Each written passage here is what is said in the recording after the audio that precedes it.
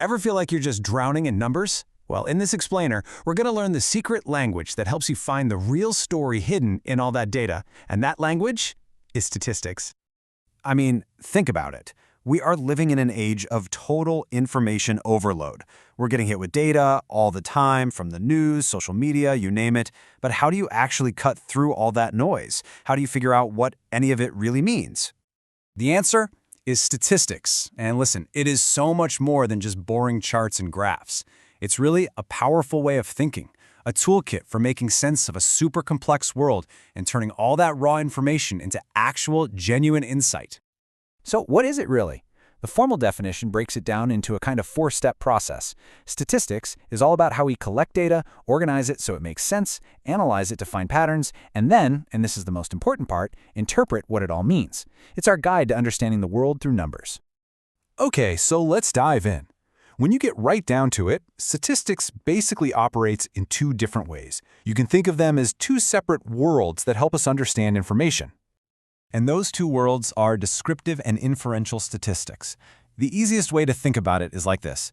Descriptive stats tell you about the data you have right in front of you, what you know for sure. Inferential stats, on the other hand, let you use that data to make really smart guesses about a much, much bigger picture that you can't see. All right, let's start with that first world, descriptive statistics.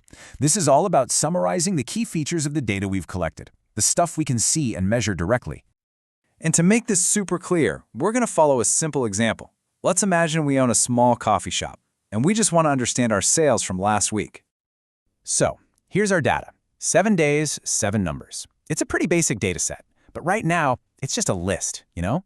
It doesn't tell us much. The whole goal of descriptive statistics is to turn this list into something that actually means something.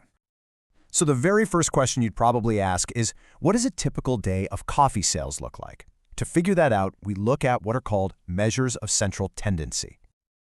The most common one, and you definitely know this one, is the mean. It's just the good old average. You add up all the daily sales, divide by the number of days, and for our little cafe, the mean is about 59 coffees a day. But there's another great way to find the center, the median. If you just line up the sales numbers from smallest to largest, the median is the one smack dab in the middle. Here, it's 52. Now, what's cool about the median is that it's not affected by a really busy day or a super slow one. It just points you to the true middle. Okay, so we know a typical day is somewhere between 52 and 59 coffees. That's a start. But does that tell us the whole story? Not even close. For instance, were all the days pretty much the same, or were they all over the map? To answer that question, we need to understand the spread of our data. That's where measures of variability come in. They tell us how consistent or how varied our sales numbers really are. The simplest way to look at spread is the range. You just take your best day, Saturday, with 80 coffees, and subtract your worst day, Monday, with 45. Easy. That tells us our sales fluctuated by 35 coffees during the week. But if you want a more powerful tool, you use standard deviation. Now, don't get hung up on the formula. Just think of it like this. It's the average distance each day's sales number is from the mean of 59. So a small standard deviation would mean our sales are super consistent, always hovering right around 59. A big one means our sales are all over the place, some really slow days and some crazy busy ones. So, we've described our 1 week of coffee sales. We know the center, we know the spread, but who cares about last week, right? We want to predict the future, and this brings us to the second, and I'd say more powerful, world of statistics, inferential statistics. This is all about making intelligent guesses about the things we don't know. Now, to get this, you first need to understand the idea of a population. In our cafe example, the population isn't just 1 week of sales. It's all the coffee sales we've ever had and all the sales we will ever have. It's the whole shebang. Of course, there's no way to get the data for the entire population. It's impossible. So, what do? We take a sample, a small, manageable piece of it. That 1 week of sales data we've been looking at, that's our sample. And this right here leads us to the absolute core question of inferential statistics.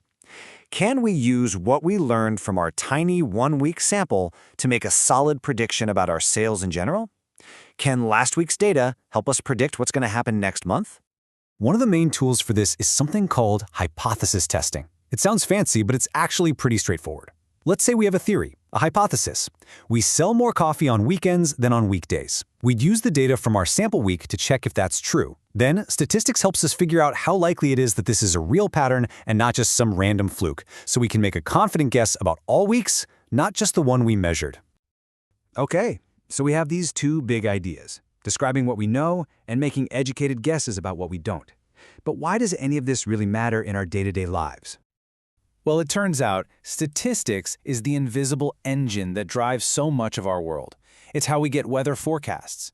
It's what drives stock market analysis. It's used to figure out insurance rates, to test new medicines in healthcare, and it's the absolute foundation of the entire field of data science.